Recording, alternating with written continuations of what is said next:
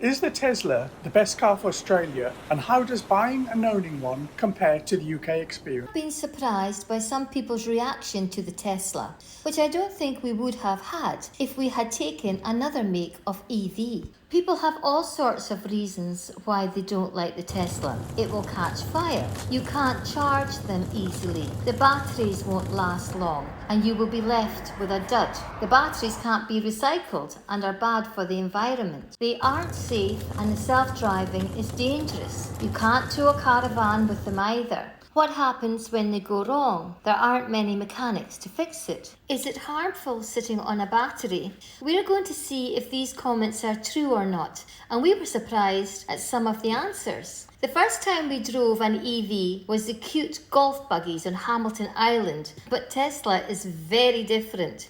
This is by far the best car we have ever owned, and many of the features which we love could be used in any car, not just an EV. We bought the Tesla for several reasons. I drive frequently from Sydney for over 400 kilometres and was looking for a car which was safe, reliable, we could take our dogs and was cheap to run. As with everything Tesla does, even buying one is different. We bought it online and we were kept updated on its delivery, which took several months. Surprisingly, there is a big price difference if you buy a Tesla in Australia or the UK. The price for the cheapest Model 3 in Australia after on-road costs and before any state incentive is $60,000. We received a subsidy of $3,000 from the New South Wales government, bringing the price down to $57,000. We will tell you later how much the same car is in the UK. Picking up the car was an exciting experience. We went to the large Tesla delivery centre in Alexandria in Sydney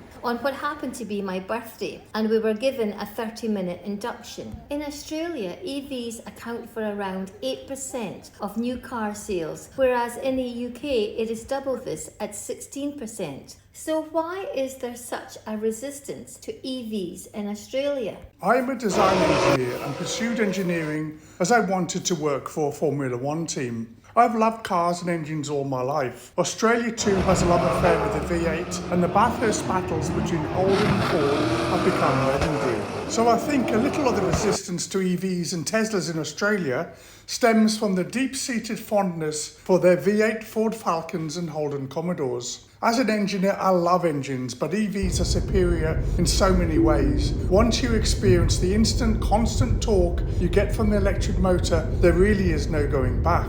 The acceleration and speed of this entry-level sedan is phenomenal. Okay, let's get to the criticisms. The most common jibe we get is you can't charge them and you can't drive them everywhere in Australia. The car has a range of about 450 kilometres, which is more than enough for most of our needs. Usually we just charge once a week at home. We have solar panels and also a Tesla Powerwall, the Tesla battery, so we can store our energy. We charge the Tesla with our home charger, and usually we power our car for nothing using stored energy. But if we go on longer drives, we can stop at a Tesla supercharger. These charge extremely rapidly.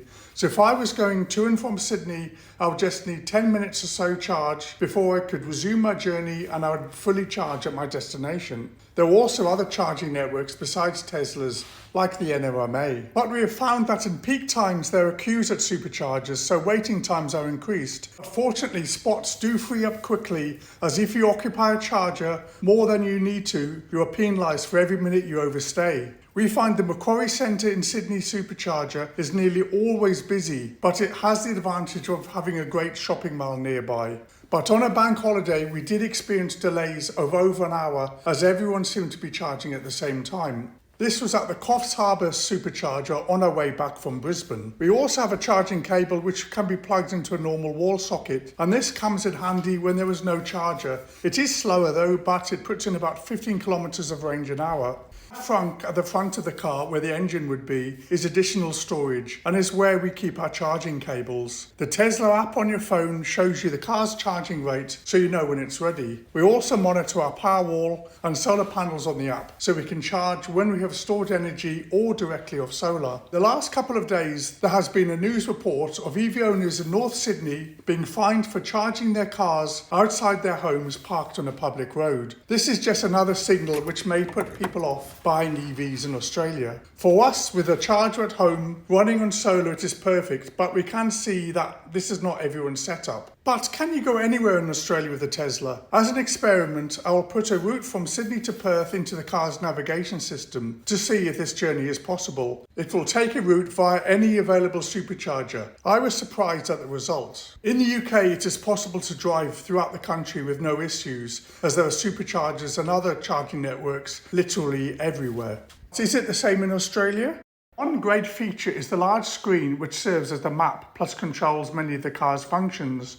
But it is also the entertainment system, so we can listen to Apple Music and Spotify, and when the car is stopped, like at a charger, we can watch YouTube and Netflix. You can also play video games and even play a light show, or put the car in campfire mode, as sleeping in a Tesla is possible. So yes, Teslas do catch fire. My favourite thing about the Tesla is something which could be used in any car, petrol, diesel, EV or hybrid, and it's acknowledged Tesla does it far, far better than anyone else. This of course is Autopilot, which I have used for thousands of kilometers without incident. It's uncanny how the car steers itself, keeps to the speed limit and keeps a safe distance from the car in front. Two blue lines show the car's route and you can see traffic and people around you. All the data is fed into a centralized database, and the millions of miles driven by all the Teslas worldwide are used in a neural network to make the self-driving better and better. That's the Autopilot implicitly, and it makes driving long distances an absolute pleasure. You still need to concentrate and keep your hands on the wheel, but you can confidently pass trucks, drive at night, drive in the rain, or drive into bright sunlight. Petrol is also useful for keeping to the speed limits. We don't have the full self-driving, as it costs about $10,000 for the over-the-air software update, and we can't justify this. Another feature we love, which is particularly suited to Australia, is doggy mode. Cars can quickly heat up to unbelievable temperatures for pets, and unfortunately there are always cases of dogs being left in cars and succumbing to the heat. We can take Mary and Harris with us on trips and leave them in the car in air-conditioned comfort. We can even keep an eye on them on the app, and they are never in any distress, but we never leave them for too long. Teslas also have frequent software updates, so the car is kept up to date. In fact, with the latest update, I can fly into space. Okay, wishful thinking, but there are components such as the electric motors which are used in SpaceX's rockets. Another huge advantage is the far reduced servicing costs. My car is due for its 40,000k service, and this will take just 2 hours and cost a couple $100. There is no complex gearbox transmission system and no engine requiring litres of oil. Brake wear is also minimised because of the regenerative braking. Bonnie's petrol car, on the other hand, will need about 5 to 6 hours and will cost about $800 for the same service. Do Teslas and EVs catch fire? Well, according to statistics, you are far more likely to have a fire in a petrol, diesel or a hybrid car. The press just seems to love sensational news of yet another Tesla fire. How long do batteries last and can they be recycled? Tesla batteries are guaranteed for hundreds of thousands of kilometers.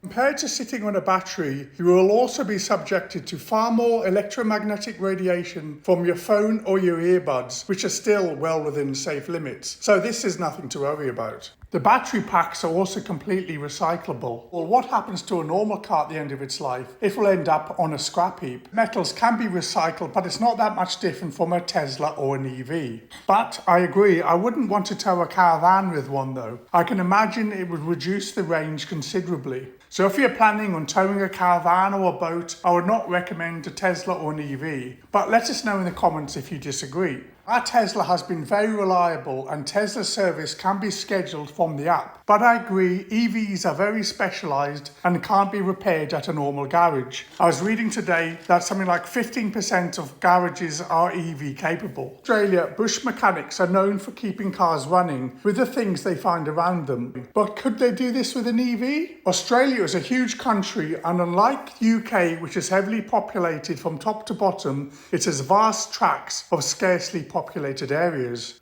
So could we navigate from Sydney to Perth? I've been from Sydney to Brisbane, and you can definitely drive from Sydney to Melbourne or Adelaide. But when I tried Sydney to Perth, it says route not available. If you look at the supercharger network, you can see there are huge gaps between Adelaide and Perth. So yes, it seems at the moment you can't drive all over Australia. I certainly wouldn't go into the outback with one. I've also found that on really hot days, like over 35 degrees, the range is reduced by about 10 to 15%. Battery doesn't seem to like high temperatures. In the UK, it is the cold which is the problem, as batteries also don't like really cold temperatures.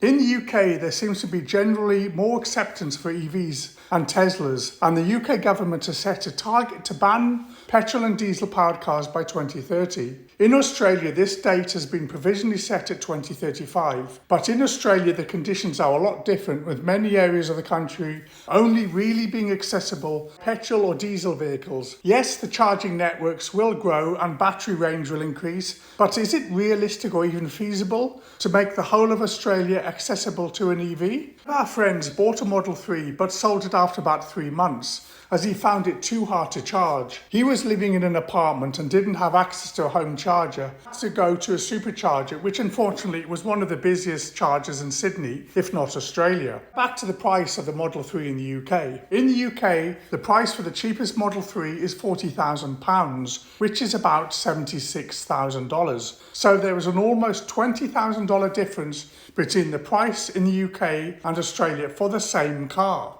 So on balance, we love the Tesla, but we're also glad we have the petrol car too. When we went to Byron Bay, we took the petrol car, as we were travelling on a bank holiday and knew the superchargers would be busy. But to anyone on the fence who doesn't need to tow a caravan, drive into the outback and across Australia and can charge at home, I would say get a Tesla or an EV, you won't regret it.